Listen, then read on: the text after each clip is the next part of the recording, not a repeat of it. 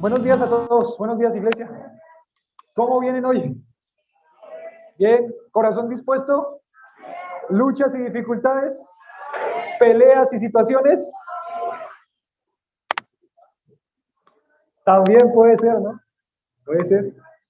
Pero por lo menos en medio de ese pecado, el Señor nos recuerda que somos sus hijos, que nos ha salvado y que venimos con un corazón dispuesto. Vamos a ver qué nos dice la palabra el día de hoy. Estamos en el libro de Apocalipsis, Juan escribiendo ese mensaje a 7 iglesias. ¿Listo?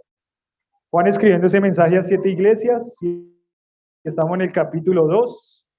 Ya vimos la iglesia de Éfeso. La iglesia de Éfeso era una iglesia que, a ver quién se acuerda. La iglesia de Éfeso. ¿Cómo? No, esa no era pobre, esa no era pobre. El título de la iglesia de Éfeso era el mensaje a las iglesias del Cordero. Éfeso, una iglesia enferma del corazón, ¿cierto? Todo muy lindo, pero había dejado su primer amor. Esmirna, que era nuestra segunda ¿no? ¿Cómo es que nos acordamos de las 7 iglesias de Apocalipsis? Petisa, Fila. Nuestra primera es Éfeso, nuestra segunda es Esmirna, y ahora vamos con la P, que es Pérgamo. La iglesia de Esmirna es una iglesia fiel en medio de la persecución. ¿Se les olvidó ese? No, yo no. Y ahora tenemos a nuestra P, de Petisa, Pérgamo. Y el mensaje de las iglesias del Cordero es Pérgamo, una iglesia que ¿qué? ¿Qué dice ahí? Una iglesia que compromete su pureza. Ustedes por eso ven ahí esa gotita de agua. ¿Y esa gotita de agua está limpia o está sucia? Está sucia con un montón de microorganismos, sucia. No es agua pura. Ha comprometido su pureza. Ha comprometido su pureza. ¿Listos? Vamos a entonces Apocalipsis capítulo 2, versículo 12. Dice así. ¿Listo? Capítulo 2, versículo 12 dice lo siguiente. Y escribe al ángel de la iglesia, ¿en dónde? En Pérgamo. El que tiene la espada aguda de 2 filos dice esto. Yo conozco tus obras y dónde moras, donde está el trono de Satanás, pero retienes mi nombre y no has negado mi fe, ni aun en los días en que Antipas, mi testigo fiel, fue muerto entre vosotros, donde mora Satanás. Pero tengo unas pocas cosas contra ti, que tienes ahí a los que retienen la doctrina de Balaam, que enseñaba a Balac a poner tropiezo entre los hijos de Israel, a comer cosas sacrificadas a los ídolos, a cometer fornicación, y también tienen a los que retienen la doctrina de los nicolaitas, la que yo aborrezco. Por tanto, arrepiéntete, pues si no, vendré a ti pronto y pelearé contra ellos con la espada de mi boca. El que tiene oído, oiga lo que el Espíritu dice a las iglesias. Al que venciere, daré a comer del maná escondido y le daré una piedrecita blanca, y en la piedrecita un nombre nuevo, el cual ninguno conoce, sino aquel que lo recibe. Bueno, como todas las cartas que dijimos de Apocalipsis tienen una estructura, ellas mismas tienen un bosquejo. ¿Cuál es el bosquejo de las cartas? En primer lugar, va a haber una presentación, ustedes lo tienen ahí en su hojita, hay una presentación. Después, ¿qué sigue? En el punto B, en sus hojitas. Palabras de afirmación. En el punto C. En el punto D. Y en el punto E, palabras de aspiración. Todas las cartas tienen esa misma estructura. ¿Listo? Pero algunas les falta algo, algunas el Señor no dijo nada en cuanto a acusación. Por ejemplo, Esmirna no tenía nada de qué ser acusada, no era que era una iglesia perfecta, pero no le acusaba el Señor en absolutamente nada en esta carta. Y entonces empezamos aquí con la presentación, ¿no? Con la presentación de Samir, la presentación. En la presentación tenemos dos cosas, a Pérgamo y una espada aguda, ¿listo? En la presentación tenemos dos cosas, a Pérgamo y una espada aguda. Bueno, hablemos un poquito de Pérgamo, ¿listo? La ciudad de Pérgamo. Siempre es bueno conocer el contexto cultural de dónde estaban parados ellos, por qué están viviendo estas situaciones, cuáles son las características de esa ciudad. Y para ese año, siglo I, después de Cristo, cuando Juan está escribiendo, Pérgamo más o menos está ubicada a 70 kilómetros de Éfeso, la primera iglesia, de la ciudad más importante de la provincia, pero realmente Pérgamo es la segunda ciudad más importante de la provincia de Asia. Dicen los historiadores que Pérgamo, en este caso, en este momento, era una ciudad muy próspera y floreciente. Era una ciudad bonita, una ciudad que crecía, era una ciudad próspera. Pérgamo tiene algo interesante. Pérgamo tiene una librería, que es la segunda librería más importante de ese momento, dice con 200.000 volúmenes. Esa librería. Bueno, uno dice, pues fácil. No, en ese momento no era tan fácil tener una librería. Ellos utilizaban un material que se relaciona con esa ciudad. ¿Quién me dice cuál era? El pergamino, muy bien, y por eso esa ciudad se llama Pérgamo, con referencia a ese material que sacaban para hacer los libros, que era el pergamino. Y entonces Pérgamo tenía esta librería con 200.000 volúmenes. O sea que era una ciudad donde había muchas personas intelectuales, muchas personas que querían aprender, que querían conocer. Era esa la situación de la ciudad. ¿Qué más? La ciudad de Pérgamo, a la ciudad de Pérgamo llegaban todas las rutas principales de la provincia de Asia. O sea que era una ciudad donde llegaba todo el mundo, donde llegaban los turistas, donde llegaban muchas cosas, muchas cosas. También Pérgamo tenía un templo a un dios que se llamaba Esculapio. ¿Cómo llamaba? Esculapio, suena raro, Esculapio, y se me olvidó poner una foto ahí de Esculapio. Pero Esculapio es una figura de un hombre con barba, que tiene enredada una serpiente en la pierna, y la serpiente está prácticamente metida dentro de él, o sea, está dentro de él, y esa serpiente, pues, el significado que tenía era que como que se alimentaba del cuerpo de Esculapio. Ese dios Esculapio es muy interesante porque Esculapio era el dios de la sanidad, era el dios de la sanidad. ¿A quién se le recuerda en este momento quién sería Esculapio? San Gregorio, ¿no? Don San Gregorio. Sería él, Esculapio. Esculapio tenía un templo en la ciudad de Pérgamo, y Pérgamo era el centro mundial de la sanidad milagrosa. Imagínense eso, el centro mundial de la sanidad milagrosa. En este momento tenemos una ciudad donde personas van a ser sanadas. ¿Cuál? Buga, ¿cierto? En Buga allá van a la catedral de no sé qué cosa y allá supuestamente van a sanar. Prácticamente eso era Pérgamo. Entonces imagínense la situación en la que vive Pérgamo. Todo el mundo llega ahí, ¿para qué? Para ser sanado ¿por quién? ¿Cómo llamaba? Esculapio. Entonces, Centro Mundial de la Sanidad Milagrosa. Se esperaba que los sacerdotes, por medio de los sueños, qué interesante eso de los sueños, se esperaba que los sacerdotes, por medio de sueños, llegaran a descubrir cuál era el problema de su salud y que este dios Esculapio lo sanara. Bueno, era también la sede en Asia de la religión oficial del Estado, y tenían en un templo a las 4 deidades griegas. O sea, había mucha idolatría en Pérgamo. Esa situación era la que se vivía ahí en esta ciudad. Era una situación difícil por toda la idolatría que había en Pérgamo. Y Jesucristo, dándole el mensaje a Juan, le va a decir muy clarito cómo es denominada por el mismo Señor esta ciudad de Pérgamo. Ya lo vamos a ver en las palabras de afirmación. Pero hoy también tenemos la presentación. Siempre el Señor se le presentó a cada una de estas iglesias de una forma en específico. En este caso, en el versículo 12 nos dice, el que tiene la espada aguda de dos filos, dice esto. Recuerdan que la espada aguda ya había aparecido antes, ¿no? Cuando Juan describe al Señor Jesucristo, sus ojos como llama de ¿qué? De fuego, sus pies como bronce, de su boca sale una ¿qué?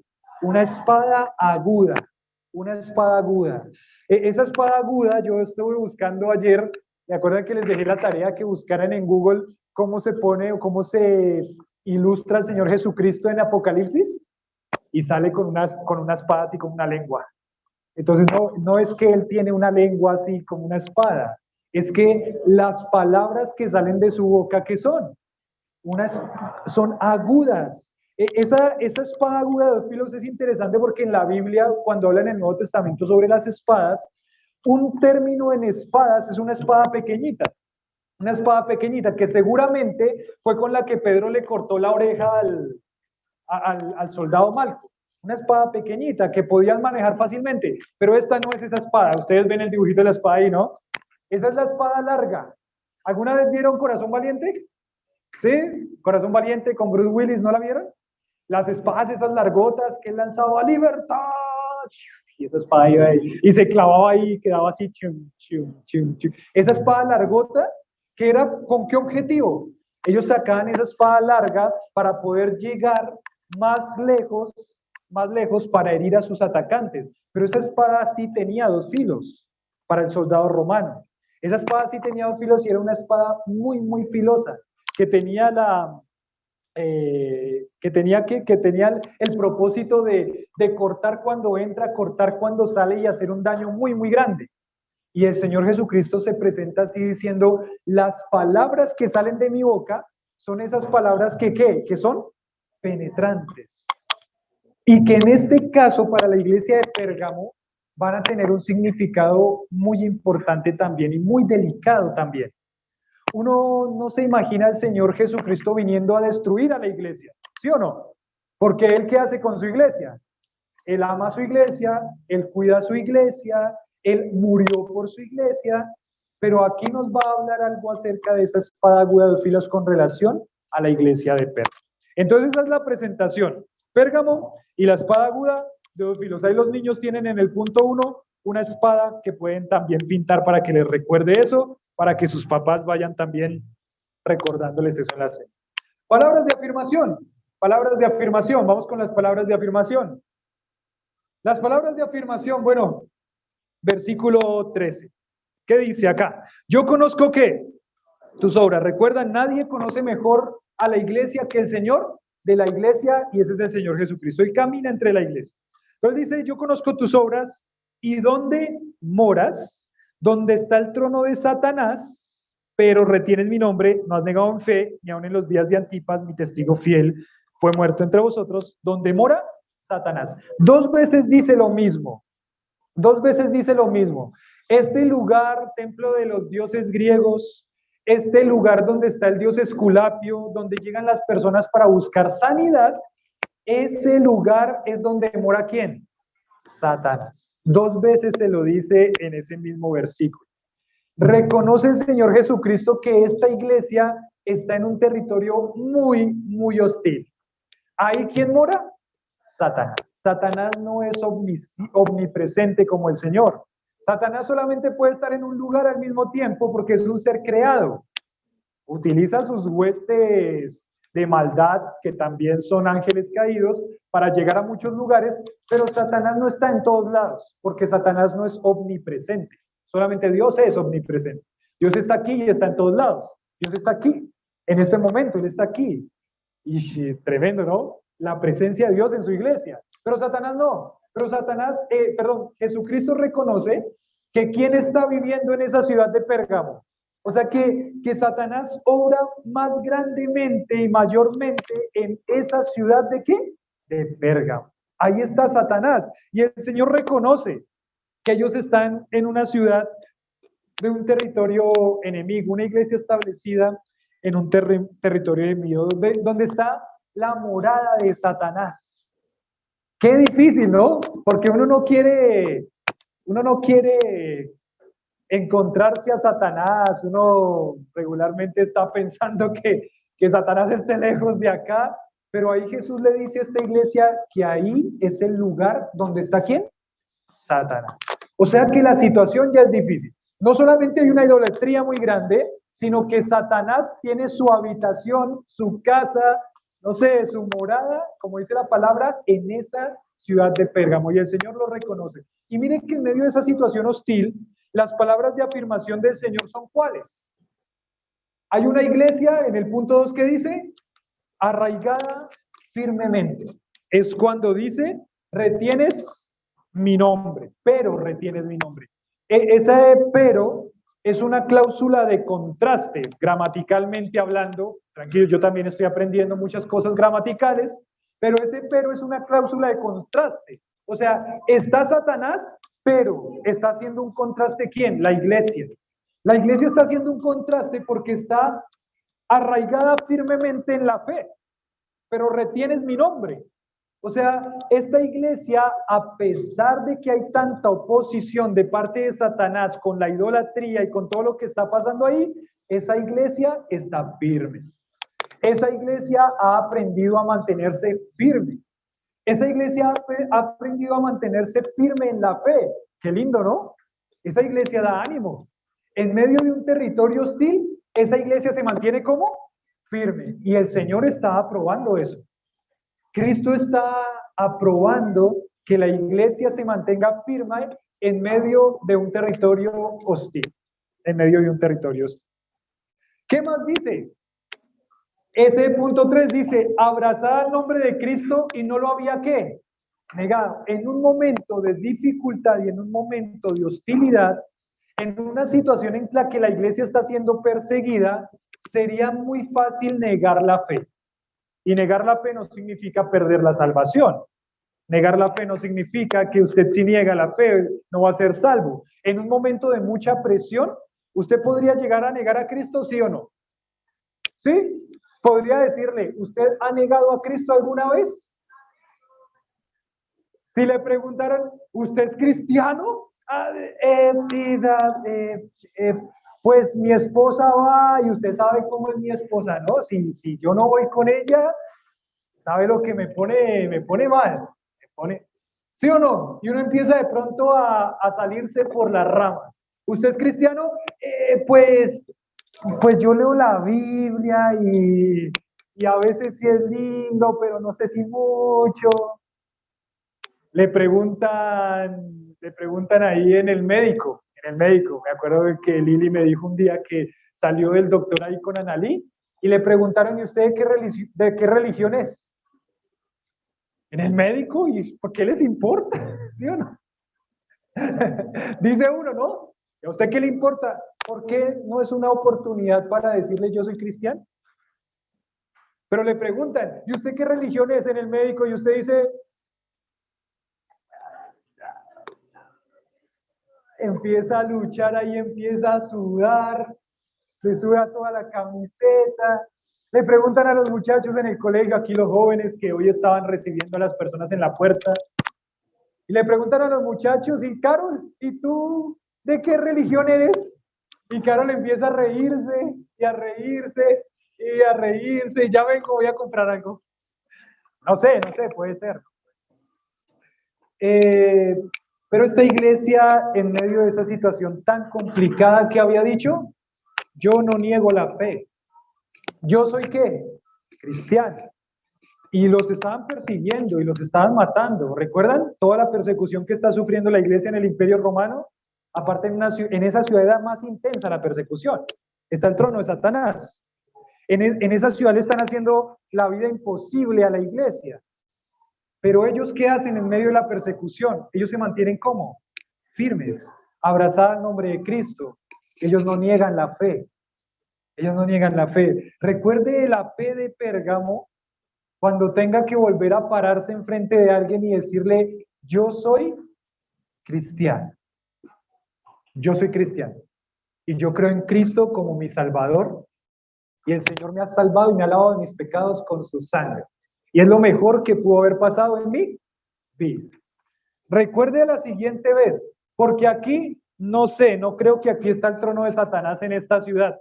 Obviamente, aquí hay mucha influencia satánica porque es el Dios de este siglo.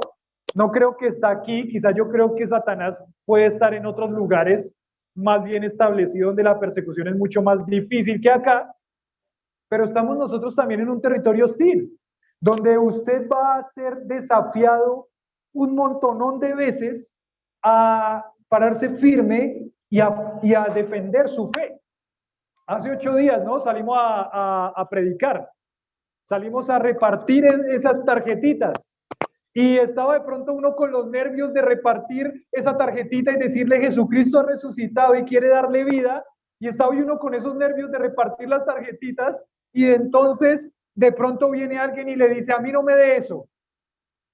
Gracias, gracias, gracias, a mí no me dé eso. ¿Y usted qué hace en ese momento?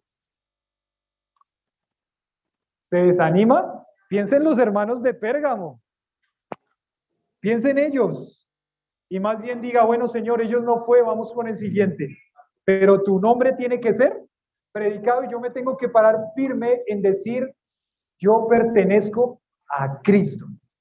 Yo pertenezco a Cristo. Ahorita cantábamos una canción, ¿cuál era?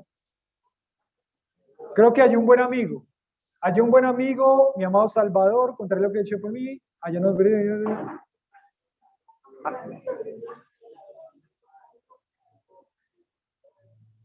me salva del pecado, me guarda de Satán. Promete estar conmigo hasta el fin. ¿Por qué hay una iglesia de Pérgamo que está animada a no negar su fe? Porque ellos saben en quién han creído, ¿no?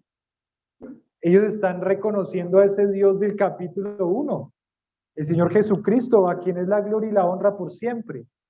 Que uno reconoce que Cristo me salvó y que Cristo hace una obra transformadora en mi vida todos los días a pesar de mi pecado.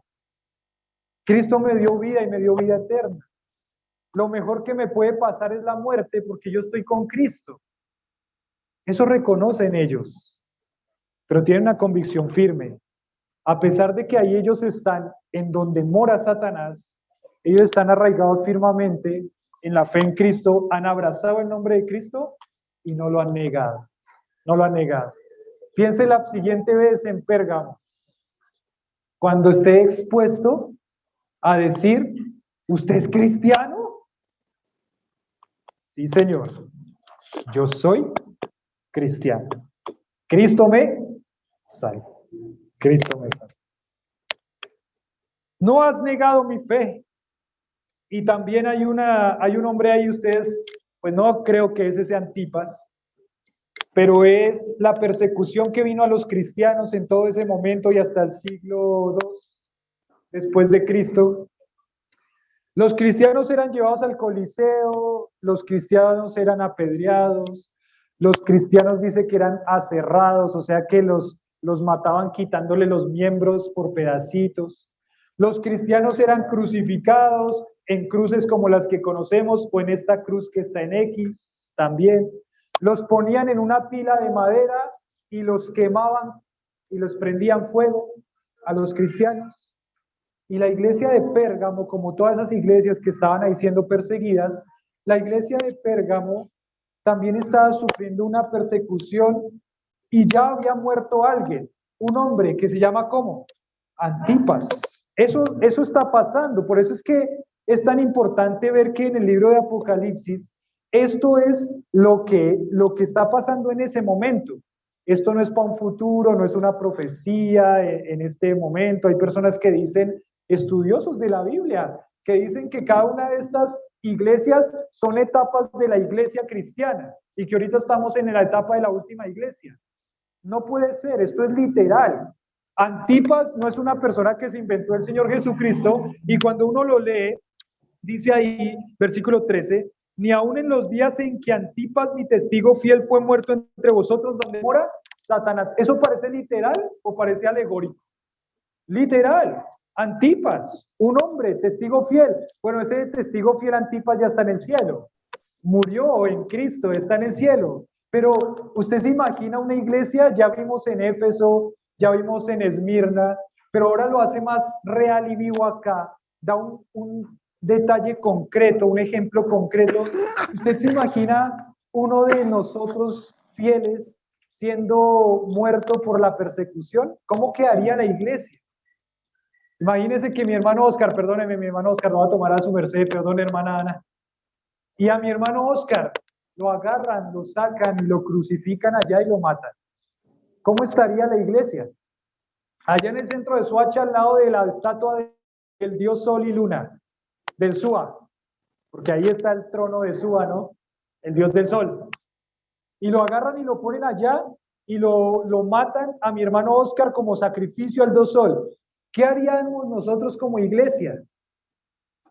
¿Cómo están las convicciones?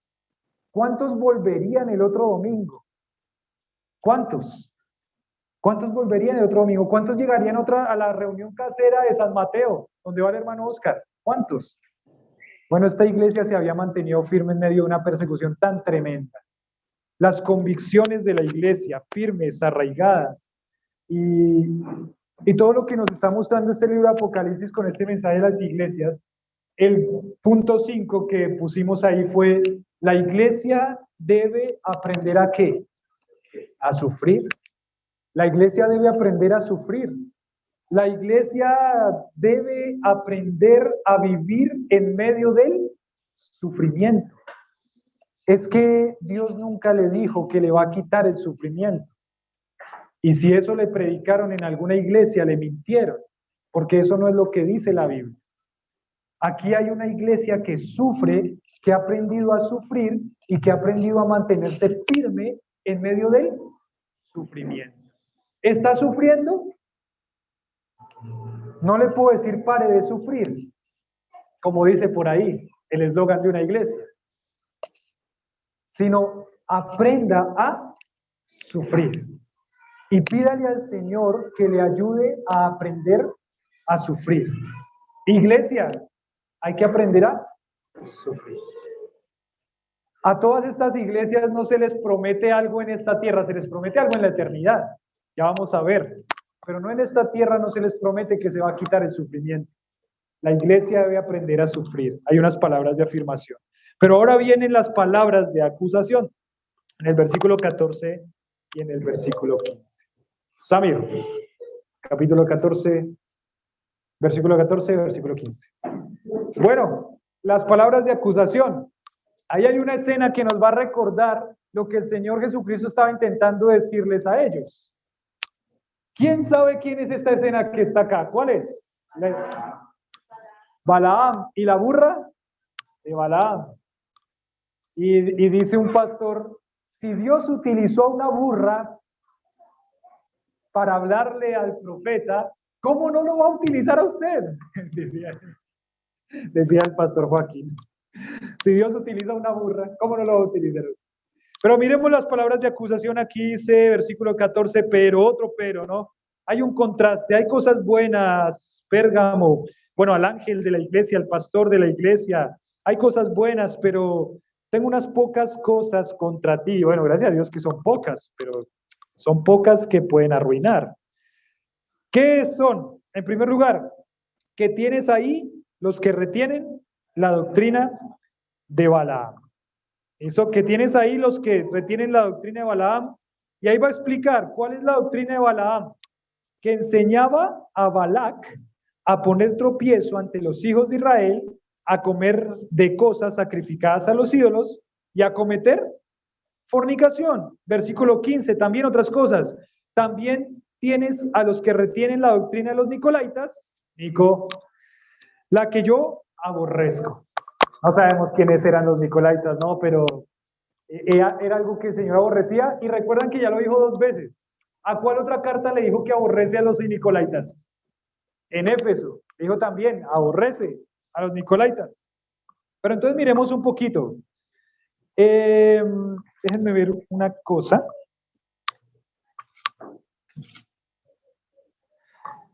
Eclesiastés capítulo 10, versículo 1. Vamos a Eclesiastés solamente para ver ese versículo. Eclesiastés capítulo 10, versículo 1. ¿Listo? Si quieren, aquí hay 2 sillitas también, se pueden hacer aquí, aquí hay 2, aquí hay 2, aquí hay 3, para que puedan estar. Eclesiastés 10:1, ¿ya llegaron ahí?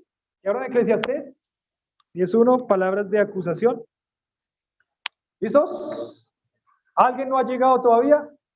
Bueno, Eclesiastés 10:1 dice así: Salomón, con su sabiduría, escribió lo siguiente: las moscas muertas hacen heder y dar mal olor al perfume del perfumista.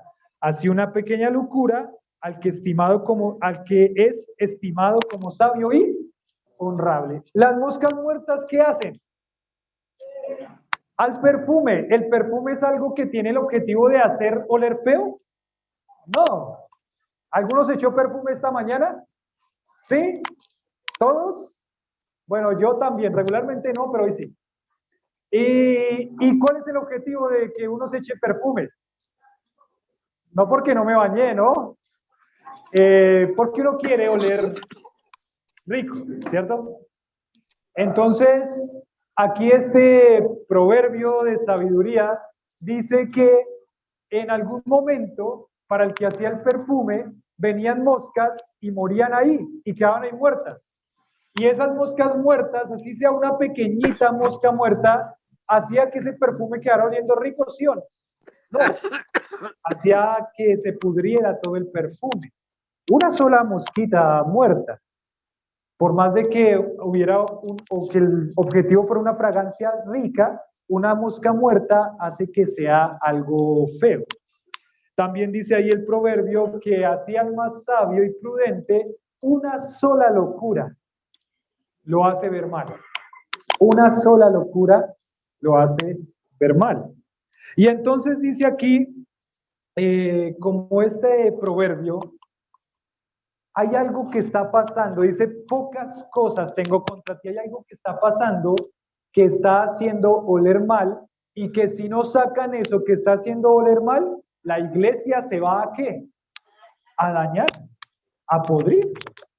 La iglesia se va a dañar si esas moscas pequeñitas, que son la doctrina de Balaam y los nicolaitas, no sacan eso de la iglesia. Si no sacan eso de la iglesia, se va a dañar, se va a podrir. Miren, el diablo en este trono de Satanás, donde está el trono de Satanás, no había podido derrumbar esta iglesia de Pérgamo.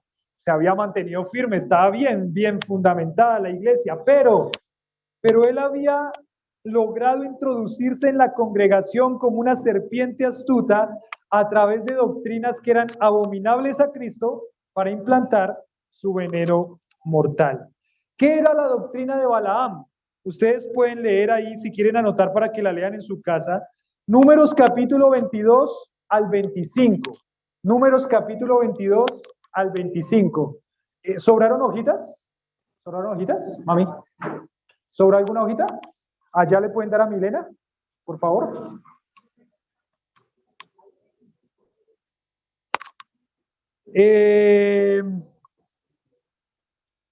¿Cuál era la doctrina de Balaam? Miren, Balac, el rey de ese momento, contrató a Balaam por dinero para que maldijera al pueblo de Israel. Para que maldijera al pueblo de Israel. Cuando Balaam va camino a maldecir al pueblo de Israel, él va montado ¿en qué? En un burrito. Él va montado en un burrito. El burrito percibe la presencia de ese ser angelical que le está advirtiendo que no vaya. No puede ir a maldecir al pueblo de Dios. Y el burrito percibe, pero Balaam no percibe eso. Y entonces el burrito que percibe eso empieza a estrellarse contra las paredes, el burrito, y hacerle doler la pierna a Balaam, porque ahí está la pierna de Balaam. ¿Y el Balaam qué empieza a hacer con el burrito? Empieza a pegarle al burrito. Este burro, terco, este burro, sigue, anda. El burrito seguía hasta que el burrito dijo no más, no camino más. Y Balaam se baja del burro todo bravo, este burro, ¡pa! Y se saca, dice en Argentina, se saca toda la bronca, se saca toda la furia y empieza a pegarle al burro, y el burro le habla a Balaam, y le dice que no ves que Dios te está advirtiendo que no puedes hacer eso. Cuando Balaam se da cuenta, está este ser con una espada, la espada aguda, diciéndole, no puedes ir allá a maldecir a mi pueblo, a Israel, no puedes ir. Y esta es exactamente la imagen que tiene esta iglesia de Pérgamo. ¿Qué había pasado? No había podido ir a maldecir. Es más, después permitió que fuera a maldecir, y cuando el rey Balac le decía, maldiga al pueblo, lo único que hacía Balaam era ¿qué? Bendecir al pueblo. Y Balac le decía, pero no, para eso no te traje acá. ¿Te traje para qué? Para maldecir al pueblo. Vamos a otro monte y lo vas a maldecir otra vez desde allá. Y él llegaba allá a Balaam, ¿y qué hacía? Bendecir al pueblo. Ya no diga nada. Le dijo a Balaam. Pero Balaam sí le dio un consejo a Balac. ¿Sabe cuál fue el consejo que le dio a Balac? Mire, yo no puedo maldecirlo porque iría en contra de Dios. No puedo. Pero haga algo. Empiece a intentar seducir al pueblo con las personas que están en el territorio, con las mujeres que están en el territorio. Empiece a intentar que el pueblo de Israel se mezcle con estas culturas, se mezcle con estas cosas que hay atractivas, mujeres, lo sacrificado a los ídolos, y verá que en ese momento ese pueblo que ahora es enemigo de usted se va a convertir en su amigo porque se va a convertir en aliado suyo. O sea, deje introducir cosas al pueblo, sedúzcalos con las cosas de este mundo y ahí va a tener a su corazón. ¿Y sabe qué pasó? Eso pasó. El pueblo de Israel empezó a fornicar con las hijas del pueblo. El pueblo de Israel, por agradar a las mujeres con las cuales les gustaba, ¿qué empezó a hacer? Empezó a adorar a los dioses de ese pueblo y empezó a comer cosas sacrificadas a los ídolos, a esos ídolos que estaban ahí. Y sabe que vino una mortandad de parte de Dios. Ese día murieron 24,000 personas del pueblo. ¿Cuántas? 24,000. Eso es casi la mitad del estadio del Campín. Murieron 24,000 personas porque ellos se dejaron seducir, empezaron a tomar mujeres que no eran del pueblo de Israel, empezaron a sacrificar cosas a los ídolos y a adorar a sus ídolos. 24,000. Entonces, ¿cuál era la doctrina de Balaam que estaba en la iglesia de Pérgamo? Satanás no había podido derrumbarlos por la persecución, pero ¿sabe qué se había logrado? Empezó a introducir seducción, empezó a introducir cosas quizá materiales que los sedujeron a ellos, y ellos empezaron a decir, sí, está bien, no hay nada de malo con dejar entrar unas poquitas cosas pecaminosas a la iglesia. No hay nada de malo. No hay nada de malo que nosotros nos acerquemos un poquito a este mundo y cojamos cosas de este mundo. No hay nada de malo. No hay nada de malo que nosotros de pronto hagamos alguna estrategia para llamar cosas del mundo con cosas del mundo, a personas del mundo con cosas del mundo. No hay nada de malo. Y Dios le dijo, aunque quizás están ganando un poco del favor de esos hombres de afuera, yo aborrezco esas prácticas. Ustedes no pueden tener nada que sea del mundo y ponerlo en la iglesia supuestamente para ganar personas, para ganar favores, o como Balaam, para ganar plata. Habían algunos que se habían dejado seducir por eso. Y ahora en la iglesia habían personas que seguramente estaban con la fornicación, con las personas, mujeres, hombres de afuera. Habían personas que por eso estaban adorando a, ¿cómo llamaba el Dios? En Pérgamo, Esculapio. Estaban adorando a Esculapio y estaban también participando, eso de sacrificado, cosas sacrificadas a los ídolos, estaban participando de todo el ritual que ellos hacían allá a sus dioses con comida y con bebida, y ellos estaban participando también de eso. Habían dejado introducir a la iglesia esa doctrina de engaño. Podemos tener en la iglesia cosas de este mundo y no pasa nada. No se pueden tener tácticas mundanas para ganar a las personas. Uno no puede diluir la pureza del evangelio con cosas que son contrarias a Dios. Pero es que yo creo que la voluntad de Dios es alcanzar y ganar a las personas. Sí, pero no de la forma dejando entrar al mundo a la iglesia. No se puede. Hablábamos con los muchachos del seminario el martes en la clase de música, de alabanza y adoración verdadera, y les preguntaba, ¿qué tal si un día decimos, vamos a hacer una chiquiteca cristiana aquí en la iglesia?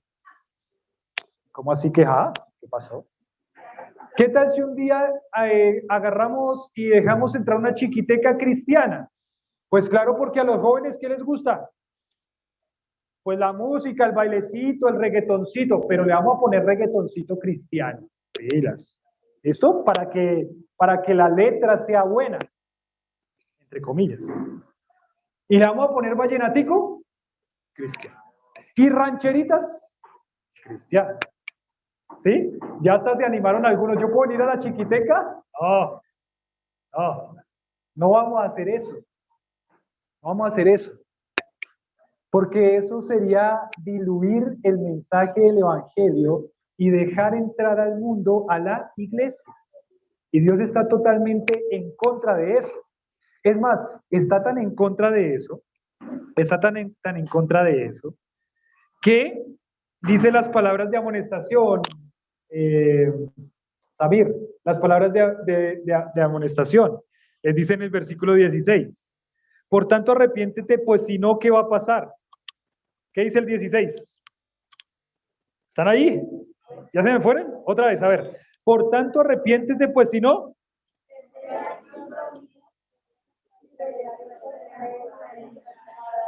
Vamos, yo sé que podemos todos. Otra vez. Por tanto, arrepiéntete, pues si no.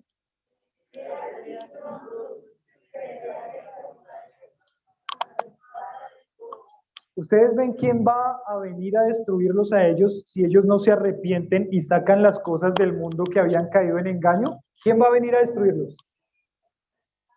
Cristo, con su espada, con la espada de su boca. Y ya vamos a ver al final de Apocalipsis cómo eso de la espada de la boca, él solamente va a hablar y va a destruir a todo el mundo. Entonces, ¿quién va a pelear contra la iglesia si ellos no se arrepienten? El Señor Jesucristo. Es tremendo el concepto, porque, miren, decía el pastor Matías aquí en este punto, el mayor peligro no son las leyes del gobierno, ¿no? Ahorita estamos asustados. Si sube ese candidato a la presidencia, que ese candidato va en contra de Dios. Ese candidato apoya todo lo que es homosexualismo y lesbianismo.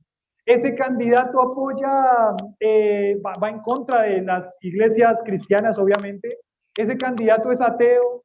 Ese candidato, bueno, dice, saca algunos versículos bíblicos ahí por ahí como para disfrazar la cosa realmente, pero el candidato va en contra de Dios, el candidato es ateo declarado directamente, el candidato, ese no es el peligro más grande de la iglesia, aunque la iglesia va a sufrir si eso llega a pasar, sí, seguramente. Pero ese no es el peligro más grande de la iglesia. El peligro más grande de la iglesia es que nos van a cerrar la iglesia y no vamos a poder reunirnos más. De alguna forma nos vamos a reunir en las casas. Pero ese no es el peligro más grande. ¿Cuál es el peligro más grande para la iglesia? El peligro más grande para la iglesia es dejar entrar el pecado, vivir con el pecado en la iglesia y no hacer absolutamente nada. Ese es el peligro más grande. Es tremendo porque la responsabilidad que tiene eso para el pastor y para la iglesia es muy grande. Es muy grande. Es muy grande la responsabilidad. No se puede dejar entrar y vivir el pecado en la iglesia. Satanás había hecho un buen trabajo de falsedad y los había hecho caer. Y él dice, voy a ir contra ellos que predican esa doctrina, voy a ir contra ellos y los voy a acabar con la espada de mi boca. Los voy a acabar. ¿Cómo sería acabarlos? Yo no sé. Yo no sé. Pero por ejemplo en 1 Corintios dice que los que tomaban la cena del Señor indignamente, ¿qué pasaba? Morían en la iglesia. Ananías y Zafira intentaron en la iglesia engañar a la iglesia de Dios, diciendo que daban esta ofrenda y no dieron todo, sino que se guardaron una parte. ¿Y qué pasó? Murió primero Ananías y después ¿quién murió? Zafira. ¿Puede el Señor acabar con aquellos que están dejando entrar el pecado a la iglesia? Pero perfectamente. Él es el que tiene las llaves de la muerte y del Hades. Perfectamente. Pero la recomendación no. La exhortación y el mandato a la iglesia es: no comprometa su pureza. Por absolutamente nada, iglesia. No pueden comprometer su pureza. Ay, es que si de pronto yo podría de pronto hacerme un poquito hacia el mundo para poder ganar al mundo. No. No comprometa su pureza. Está aborreciendo Dios eso. Aborreciendo Dios está eso. De pronto algunas personas han sacado el capítulo de 1 Corintios, capítulo 5, porque para sacar versículos fuera de contexto sí somos expertos. Expertos. Para acomodar los versículos a lo que yo quiero, eso sí, ahí en ese momento sí somos expertos, intérpretes, exégetas, mejor dicho, ahí sí sacamos todo, ¿no? Como si hubiéramos leído la Biblia y estudiado toda la Biblia. Ay, pero es que Pablo dijo en 1 Corintios 3, o 2 Corintios, no me acuerdo, que él se hacía judío para ganar a los judíos, que él se hacía gentil para ganar a los gentiles, que él se hacía de todo para ganar a mayor número. Pero ese pasaje, bien interpretado y no sacado fuera de contexto, dice que no sin ley, sino según la ley de Cristo. O sea que Pablo sí intentaba ganarlos, pero no irrumpiendo ningún principio bíblico. Yo no puedo ganar a las personas de este mundo metiéndome al mundo para sacarlos de allá. No puedo. Va en contra de Dios, va en contra de la palabra de Dios. Pero es que yo lo voy a ganar para Cristo. No, no juegue con el pecado, porque unas pequeñas moscas van a pudrir todo el perfume. No juegue. Es que el mandato bíblico es hacer radical con el pecado, no a dejarlo vivir. Si usted deja vivir el pecado, ¿sabe qué pasa? Dios se lo dijo a Caín. Si tú no le pones cuidado al pecado, el pecado se va a enseñorear de ti. ¿Y qué pasó con Caín? Terminó ¿qué? Matando a Abel. ¿Y cuál fue el pecado que él tuvo? Celos, ira, rabia, envidia. Son pecados que uno dice, yo también los tengo.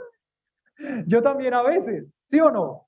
Pero dice, si no trabajas con el pecado y si no exterminas el pecado, ese pecado un día lo dejas vivir, empieza a crecer y te va a destruir. Iglesia, la iglesia no compromete su pureza. El creyente no compromete su pureza. Y si hay algún creyente que quiere dejar el pecado vivir y comprometer la pureza, como iglesia tenemos que ir y juzgar eso. De una vez se los digo para que no se asombren después, pero es que nosotros no estamos para juzgar. Sí estamos para juzgar. Sí estamos. La Biblia dice que nosotros como iglesia sí juzgamos el pecado. Pilas, no es para estarlo señalando, ni para estarlo chismeando, ni para estar murmurando, no. De la forma que Dios dice, nosotros tenemos toda la autoridad de parte de Dios para juzgar el pecado, para decirle, mira, estás mal. Y si no cambias ese camino, entonces nosotros vamos a ir con la palabra y te vamos a hacer un proceso bíblico. Y si tú no cambias, tienes que ser expulsado de la iglesia y de la congregación. Aquí no puedes venir más. ¿Por qué? Porque la iglesia no compromete su pureza. Eso es duro y es difícil. Tomen un tiempo para digerirlo. ¿Listo? Mastíquelo ahí. Mastíquelo, medítelo, piénselo.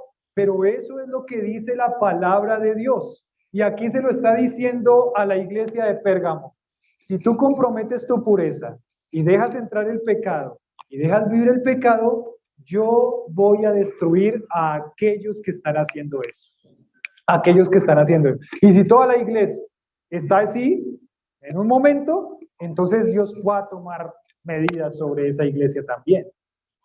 ¿Cómo le fue a la iglesia de Pérgamo? No sabemos. Tocaría mirar en la historia de los padres de la iglesia, a ver qué dice, si dice algo de la iglesia de Pérgamo, pero ese era el mensaje, esa era la acusación. Arrepiéntete, pues si no vendré pronto a ti, pelearé contra ellos con la espada de mi boca. Ahí ese dibujito dice, la iglesia tiene que limpiar. Y la iglesia está llamada a limpiar, por eso está ese dibujito ahí arriba.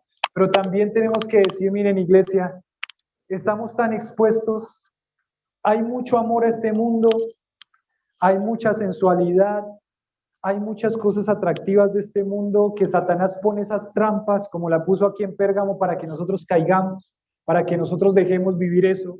Hay mucha sensualidad, hay muchas cosas que parecen atractivas a este mundo, ir allá, hacer plata, venir acá, y lo que sea, y no está mal hacer eso, pero si usted compromete su pureza, tenga en cuenta que está peleando contra quién, contra Dios, contra Dios. Examínese y mire muy bien qué es lo que está dejando entrar a su vida. Los muchachos, con todo esto expuestos a todo esto de las redes sociales, cuidado, cuidado, ¿qué están dejando entrar a su vida? Nosotros ya como grandes, ¿qué estamos dejando entrar? Sueños, hay personas que están a una mediana edad y están diciendo, yo no he hecho nada en mi vida, entonces me voy a ir a tal lado y voy a hacer plata porque todavía tengo ciertos años. Cuidado. La sensualidad, ahora están dando visas a Canadá fáciles, entonces me voy a vivir a Canadá porque allá me pagan un salario mínimo de 15 millones. La sensualidad, las cosas de este mundo, lo atractivo de este mundo. Se le llenaron los ojos de plata cuando le dijeron salario mínimo de 15 millones, ¿sí o no? Se dejó ir. La hermana Teresa ya se fue a Canadá. Dice, yo voy. La sensualidad, el amor a este mundo, el amor al dinero, las cosas de este mundo, lo atractivo de los cantantes, lo atractivo de los famosos, todo eso, lo atractivo de las novelas, de todo lo que ven por ahí. Cuidado, cuidado. Son las trampas que pone Satanás. Cuidado, iglesia. No deje que su pureza sea comprometida por las trampas de este mundo. Dice el versículo 17, y aquí el que tiene oído oiga lo que el Espíritu dice a las iglesias, otra vez, misma indicación, si tiene orejas, ponga cuidado, y si el Señor le está llamando hoy a dejar algo, quítelo, quítelo, porque si no va a venir el Señor de la iglesia, y va a ir contra usted. Nosotros después de esta exhortación, ¿sabe qué? No vamos a dejar vivir el pecado acá en la iglesia. Lo siento, lo siento. Va a doler y le va a doler a muchas familias. Y le va a doler a muchas familias. Pero ¿sabe qué? Hace un mes, 2 meses, más o menos, vino una señora, no volvió más, va a estarse congregando en otro lugar. Vino una señora y me dijo, nosotros estamos intentando salir de la iglesia.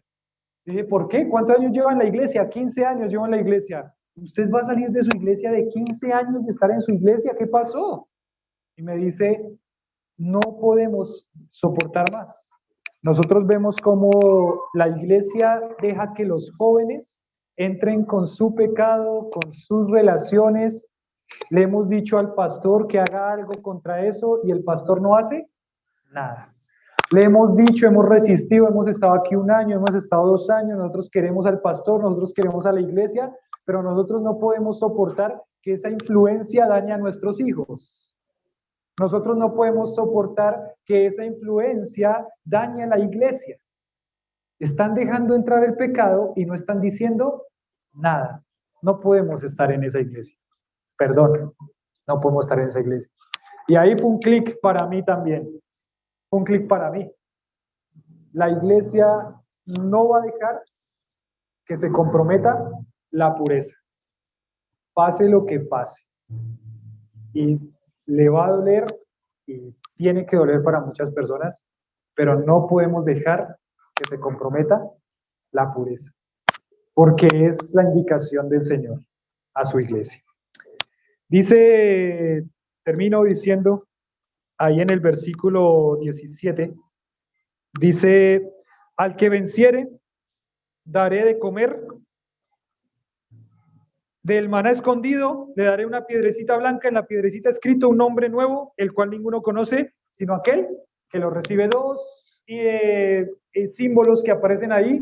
Uno es el maná escondido y otro piedrecita blanca. Y a cada iglesia Dios es preciso en darle un mensaje específicamente. En primer lugar, maná escondido, ¿qué significaba el maná? El maná significaba ese alimento espiritual que viene de Dios, ese alimento rico, sólido, la palabra de Dios prácticamente. ¿Recuerdan? No solo de pan vivirá el hombre, sino de toda palabra que sale de la boca de Dios. Entonces, no podemos irnos de esa escena en donde el maná caía fresquito y era la provisión de Dios. Y le está diciendo a ellos, no se conformen y no se vayan. Recuerdan que Israel había salido de Egipto. ¿Y qué añoraba Israel? Israel añoraba, ay, si estuviéramos en Egipto, comeríamos ¿qué? De las cebollas, de los puerros, ¿de qué más? De los ajos. Qué feo, ¿no? Bueno, pero ellos añoraban eso, de los ajos y de todo lo que había en donde. Y estaban despreciando ¿qué? El alimento que Dios les había dado. Pérgamo, cuidado. Aquí está el maná puro. No deje que los puerros y toda esa cosa de este mundo lo contamine y entre a la iglesia. No lo deje. Yo le voy a dar de ese maná por toda la eternidad. Le voy a dar de ese maná por toda la eternidad, donde usted va a disfrutar la presencia del Señor y lo que es alimentarse de Dios directamente con su presencia. No comprometa eso. No comprometa. Y en segundo lugar, la piedrecita blanca es interesante porque la piedrecita para nosotros no tiene mucho significado. De pronto para mi hermana Teresa sí, que trabaja con piedras preciosas. Ya no Canadá, ¿no? Mi hermana Teresa no. La piedrecita blanca, en esos días, ¿sabe que las invitaciones a las fiestas muchas veces se hacían con una ¿qué? Una piedra. Solamente la piedrecita la tenía quien estaba invitado a la fiesta. Y cuando llegaba a la fiesta, ¿qué tenía que presentar? La piedrecita para poder entrar a la fiesta. Interesante, ¿no? Esa invitación, claro, para nosotros es como, ¿y por qué no fueron a una impresora y imprimieron 50 tarjetas? Obviamente ellos no tenían impresora ni nada de eso, para ellos era muy difícil conseguir todo eso de escribir. Aparte, no todas las personas podían leer, ¿no? En ese momento, en esa parte de la historia, solamente poquitas personas podían leer. Entonces, bueno, la piedrecita blanca, solamente las personas que tenían esa piedrecita podían entrar a esa fiesta.